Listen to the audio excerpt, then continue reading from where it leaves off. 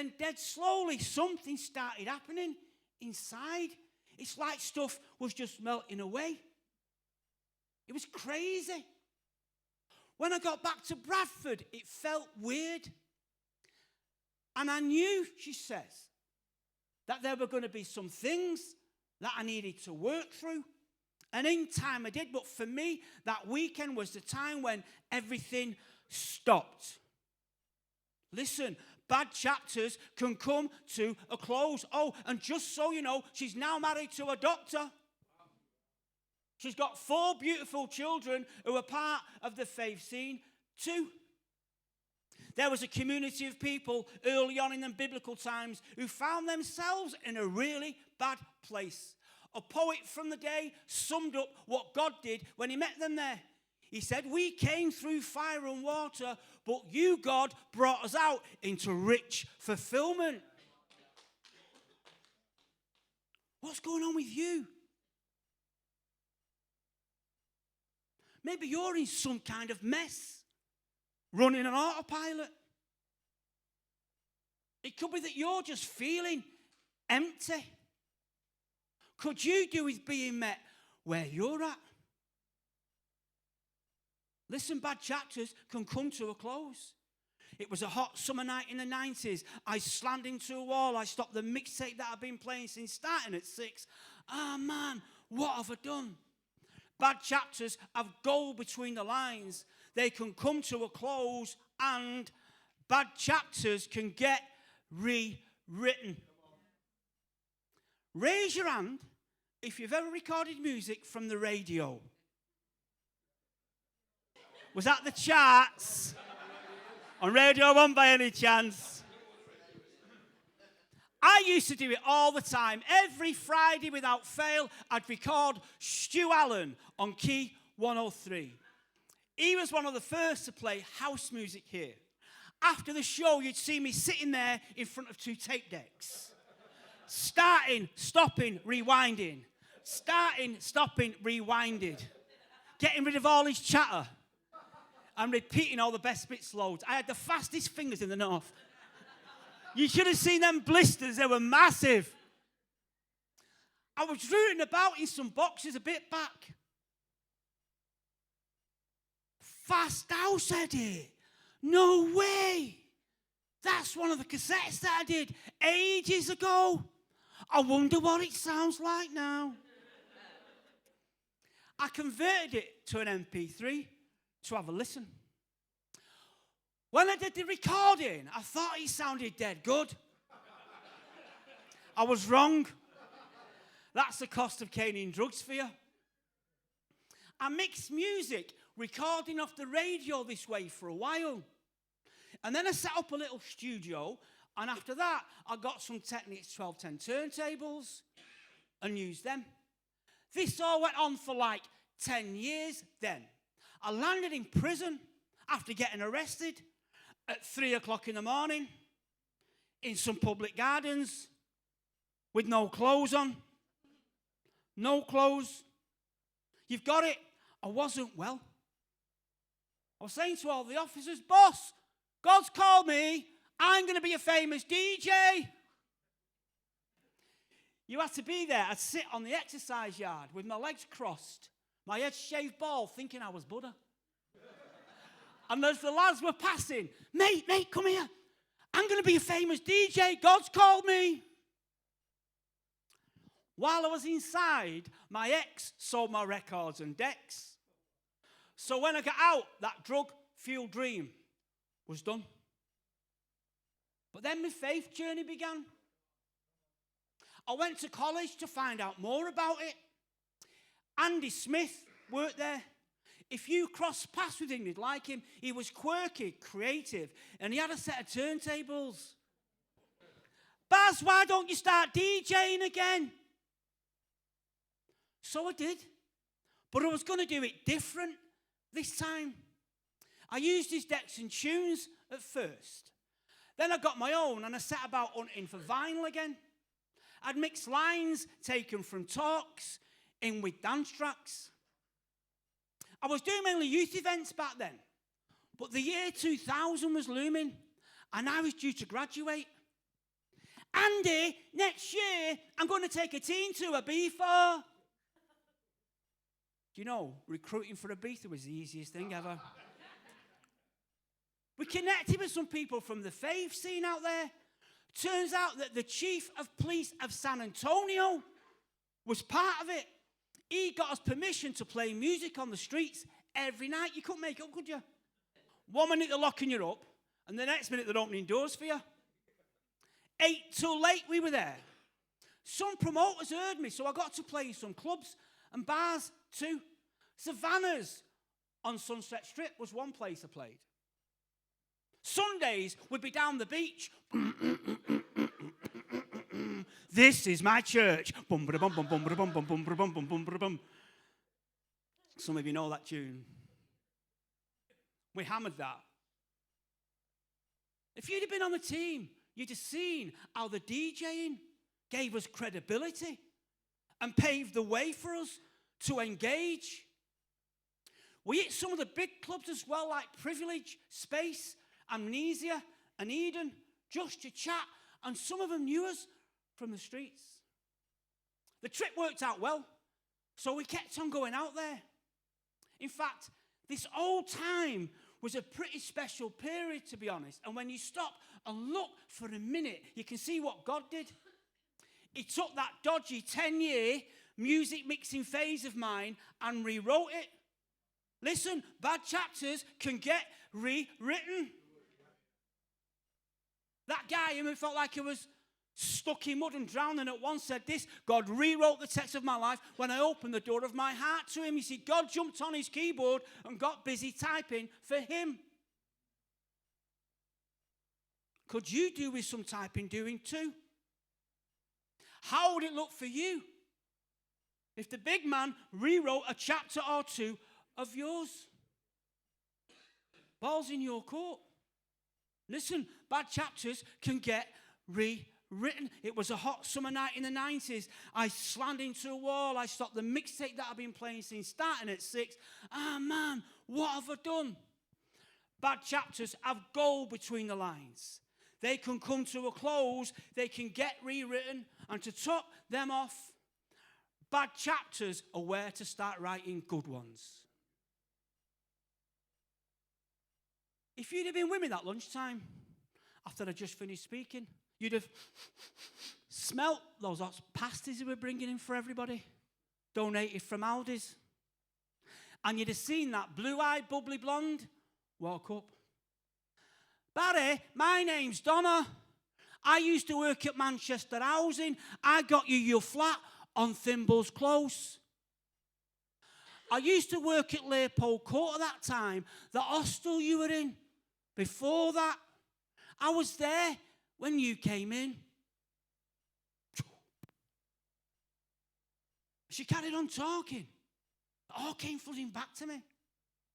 That day that I checked in to that hostel, all I had to my name was an Adidas bag full of clothes, a black bin bag with a little telly in it, and a tin of tobacco. Oh, and a methadone script. While I was in there, it was Debbie who got me my flat. And she helped me get me grants for my needle core carpets, my second-hand cooker and fridge, and for my sofa to sit on. This is where I was living when my faith journey started and my drug taking ended. And now the woman who got me that flat, he stood right there. You can imagine it was all a bit surreal, really. And for a minute, I was right back to where I was at. Do you remember me, Barry? Don't be daft. Of course I do, Debbie.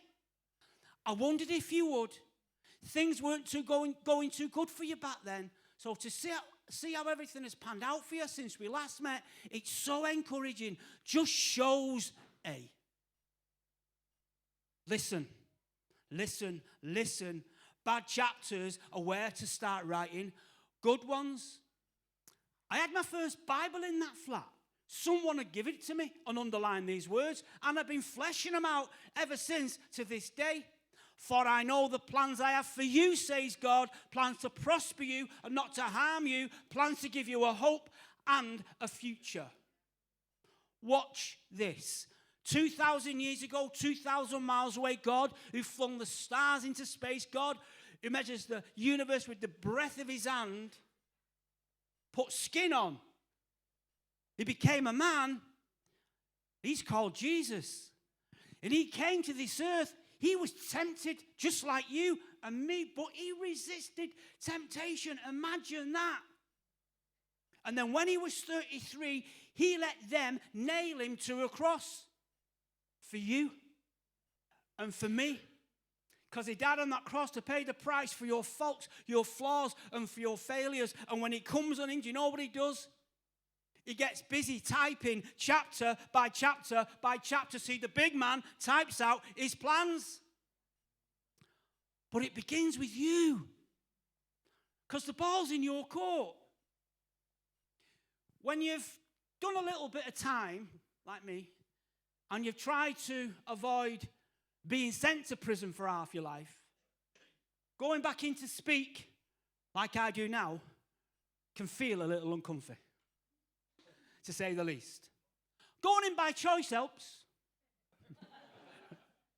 And so does only getting out.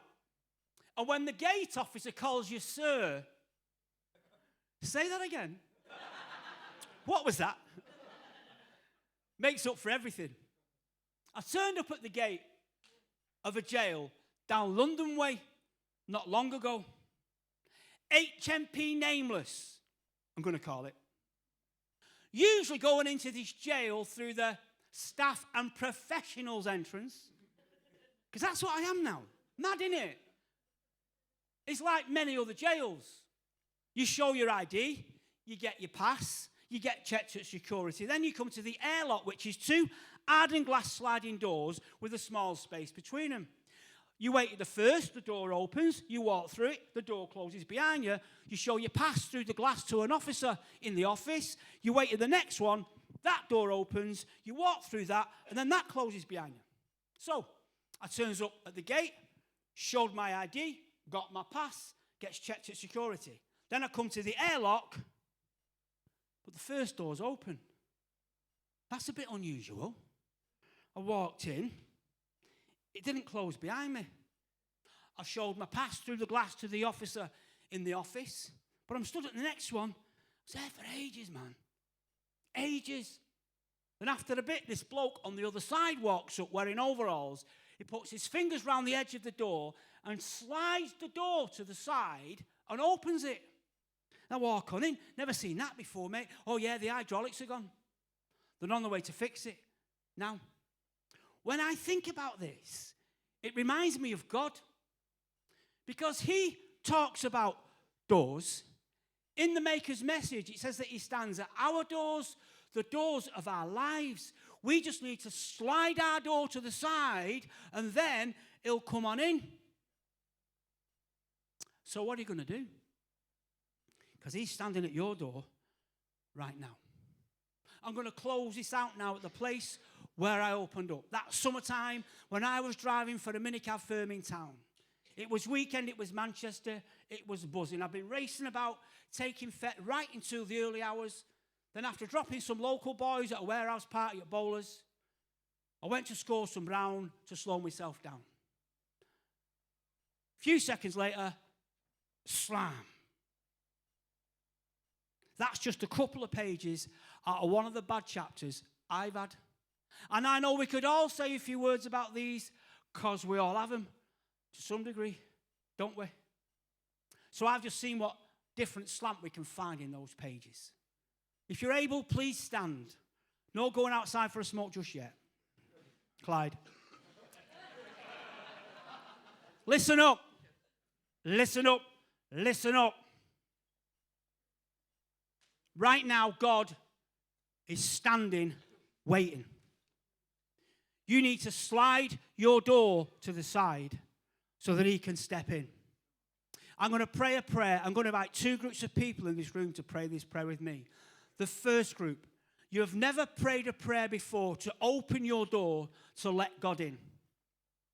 It could be that you believe in God, but you've never opened your door before. It could be that you're searching for God and you didn't know you needed to open your door. It could be that you've got a beef with God. Open your door. See what happens. It could be that you're a 12-stepper and that's been put on you for years and you're struggling making Jesus, making the big man a higher power.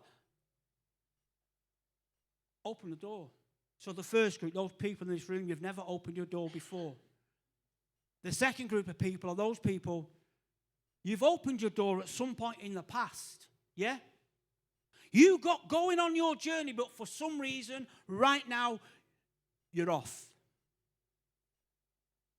You're not living the life that God wants you to live. The Bible tells us there's no condemnation for us, you know. That's a big thing. We're under grace, isn't it? But I want to say to the second group, pray this prayer and get back on. Get back on it. And everybody else in the room, you make up the third group. You're going to pray this prayer to encourage the first group and the second group. Are we ready? All three groups repeat after me, phrase by phrase. Dear God, I come to you today and I admit that I'm not perfect. God, I ask, do you forgive me for my faults, for my flaws, and for my failures? Because right now, I'm sliding my door to the side and I'm saying, step on in. Start writing good chapters and help me find the gold in the bad ones. If you've prayed that prayer, you're part of the first group or the second group. I want you to raise your hand so I can see it. Keep your hands raised, keep your hands raised, keep your hands raised, keep your hands raised so I can see it. Keep your hands raised. If you're part of the first group or the second group, we've got 1, 2, 3, 4, 5, 6, 7, 8, 9, 10, 11, 12. Put your hands down. 12 people, raise your hands. There's more in this room who's prayed that prayer. I want to say this, park your pride outside. Put it in your pocket, put it in your jacket, put it in your bag, do something with it, get it out of the way. I'm going to count down 10 seconds to give the rest of you who's not raised your hand already 10 extra seconds. Those of you, 12 of you, you've raised your hand already, you don't need to raise it again, but the rest of you, if you're part of the first group, you've prayed it for the first time, or you're part of the second group, you're praying it to get back on that journey. As I count down 10 seconds. Anybody else, raise your hand. 10.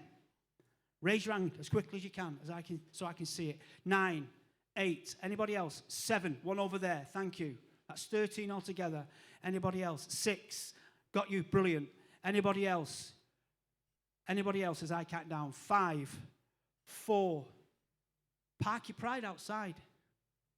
Put it in your pocket. Put it in your jacket. Got you there. Fantastic. That's 15 altogether. Anybody else as I count down? 3, 2. Anybody else? Anybody else? 1. I'm going to count to 3. 15 or 16 people, you've raised your hands. I'm going to count to 3 on the point of 3. What I want you to do, I want you to leave your seats, push past somebody gently. Don't, but leave your seats. Go through the door that you came in through there. Outside of there, someone's going to meet you. I've brought some packs with me. Inside each of those packs, you've got a little booklet that's been wrote by a friend of mine called J. John, called Making the Connection. That's for you to take back to where you're staying, wherever you're living. That's yours. There's also a little card in there with a QR code on. When you get to a quiet place, if you've got a phone, scan it. If you've not got a phone, borrow somebody else's. Don't nick it. Just borrow it. Or sit with someone who's got a phone and say, can you just scan this? And it takes you to a video that I produced some years ago now, maybe 5 or 6 years ago, saying, what do you do next after praying that prayer? And someone from the church is going to stand with you for a few minutes and have a little chat. Okay, so all those people who've raised your hands, you're going to leave your seats, 15 of you, and maybe 16 of you, and leave your seats, and you're going to go through that door on the point of 3. Are we ready? 1, 2, 3. You go now as quickly as you can. Let's give them a round of applause as they go. You keep going. You keep going. Fantastic. Isn't that fantastic? Yeah. Come on. Go around the back if it makes it easier. We're not trying to put people on the spot. Wonderful. Wonderful. Keep going. Keep going. Keep going. Isn't that fantastic? You keep going.